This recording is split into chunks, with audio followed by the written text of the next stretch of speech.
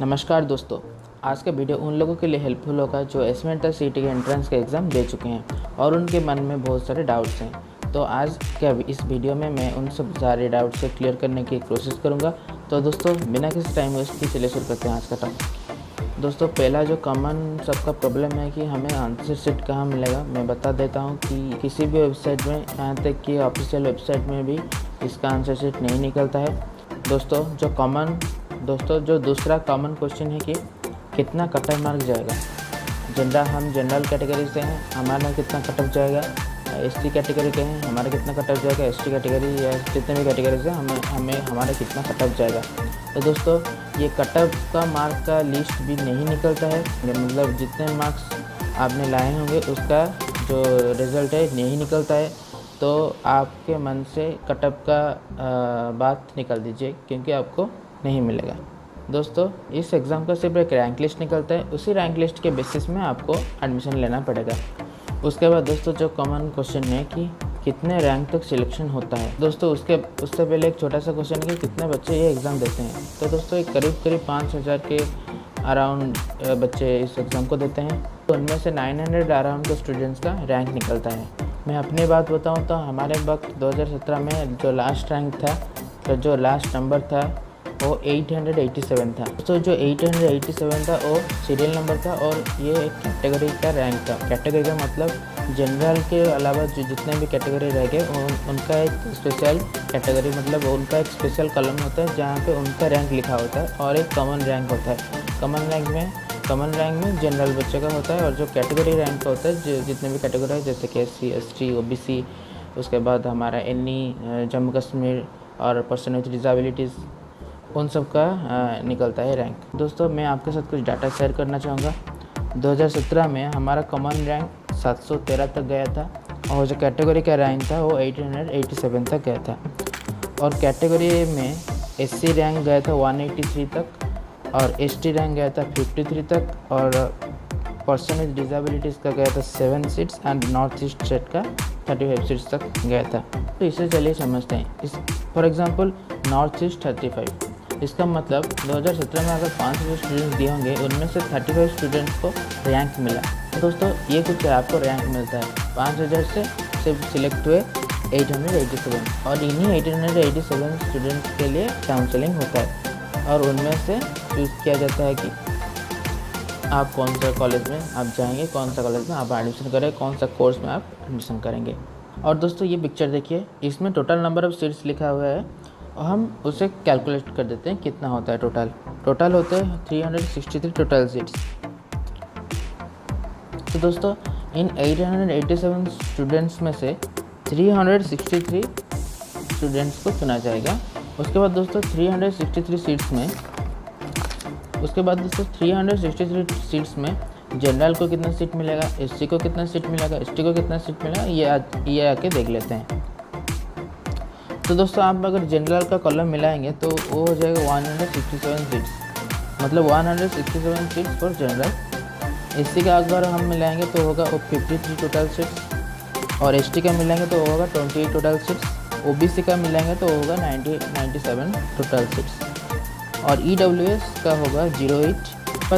उसके बाद दोस्तों, PWD कैंडिडेट्स के लिए 4% रिजर्वेशन है in each course in 3 colleges.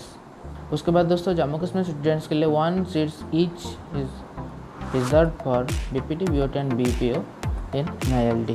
दोस्तों, ये था कुछ सीट्स के बारे में। उसके बाद जो कॉमन क्वेश्चन आता है, हमारा सिलेक्शन हो पाएगा या नहीं। तो दोस्तों, आपका रैंक लिस्ट देख के ही बता सकते हैं कि वो आपका सिलेक्शन होगा या नहीं। फॉर एग्ज़ाम्पल, हम एक एग्ज़ाम्पल लेते हैं। दोस्तों, मैं इस एग्ज़ाम्पल में SC कैटेगरी का एग्ज़ाम्पल लूँगा, क्योंकि उनका जो सीट्स होता है वो सबसे कम होता है। तो 363 टोटल सीट्स में से सिर्फ 28 सीट्स हैं ST बच्चों के लिए। दोस्तों, कन्फर्म कैसे करेंगे? अगर कोई किसी का रैंक ST में 28 से ऊपर होगा तो उसका कन्फर्म हो जाएगा, किसी भी कॉलेज में और किसी भी कोर्स में उसका एडमिशन हो सकता है। तो थोड़ा याद कीजिए, वीडियो में पहले मैंने बताया था कि हमारा 2017 में 53 नंबर लास्ट गया था ST में।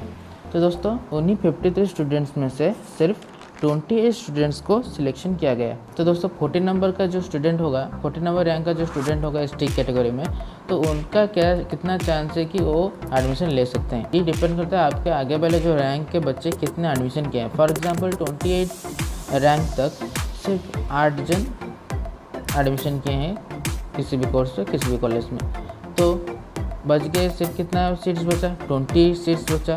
तो क्या होगा कि फिर से 28 नंबर रैंक से 20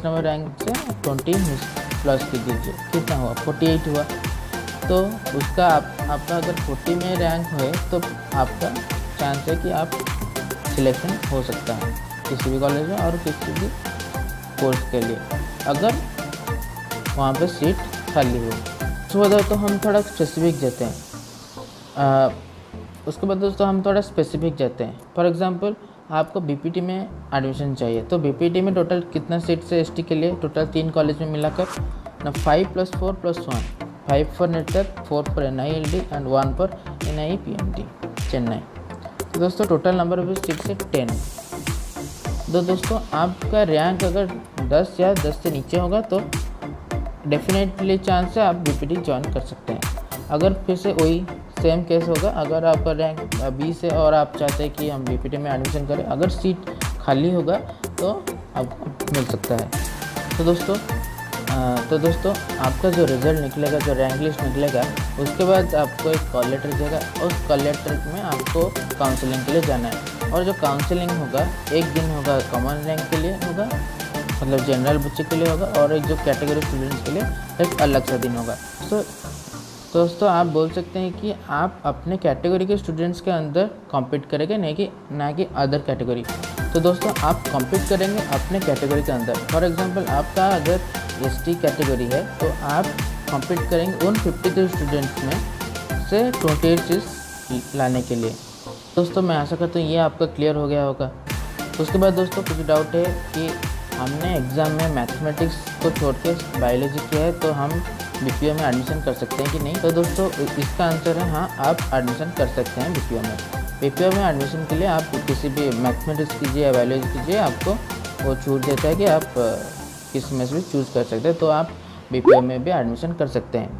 तो दोस्तों ऐसा क्यों? क्योंकि बीपीओ में थोड़ा इंजीनियरिंग का कोर्स भी आता है मेडिकल कोर्स के साथ, तो आपको मैथ्स आना अनिवार्य है बीपीओ में जाने के लिए, और आपको मेडिकल कोर्स के लिए बायोलॉजी जाना जरूरी है बीपीटी और बीओटी के एडमिशन के लिए। उसके बाद दोस्तों एक सिली डाउट है कि ये अपने स्टेट्स के बच्चों को ज़्यादा प्रेफरेंस देते हैं क्या। फॉर एग्जांपल एस्टिमेटर उड़ीसा में है, क्या वो ये उड़ीसा के बच्चों को ज़्यादा प्रेफरेंस देता है? तो दोस्तों ये इसका आंसर है बिल्कुल नहीं। आपके रैंक के अनुसार आपको एडमिशन मिलेगा। तो दोस्तों ये था कुछ कॉमन डाउट और उसके आंसर। मैं आशा करता हूँ कि आपको सब समझ में आया होगा। अगर फिर भी कोई समझ में नहीं आता है कुछ चीज़ें, तो आप कमेंट में मुझे बता सकते हैं, मैं आपको रिप्लाई ज़रूर दूंगा।